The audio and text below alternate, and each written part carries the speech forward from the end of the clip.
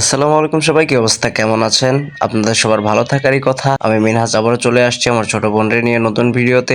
ভাইরে ভাই, সারাদিন আমার লগে যে কাহিনীটা করে, আর আমি বাসায় থাকলেই হয়। আর যাই হোক, ভাগ্য করে এমন ছোট বোন পাওয়া যায়, এটা আল্লাহর বড় একটা নিয়ামত। আর জ্বালানোর জন্য একটা বেস্ট ম্যাটেরিয়াল। আমার তো জ্বালাইতে খুব বেশি ভালো লাগে।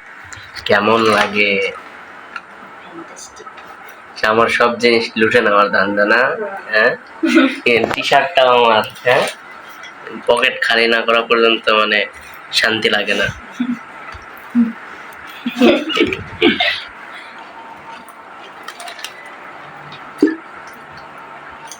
আব্বুরে ডাক দে।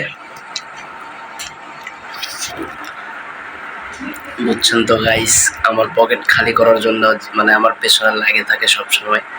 বাসায় থাকলেই হয় মানে এইটা আনো ওইটা আনো, মানে যতক্ষণ না আমার ফকির করবে ততক্ষণ না থামবে। আমার সব জিনিসের উপরে অধিকার খাটাই। আবার হাসে, আবার হাসে। তুই কি আমাকে মানে ফকির করার ধান্দা নাকি?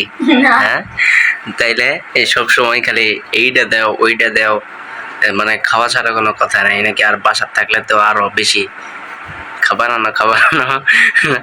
মুখ মুখ ডাকিস কে না? টাটা।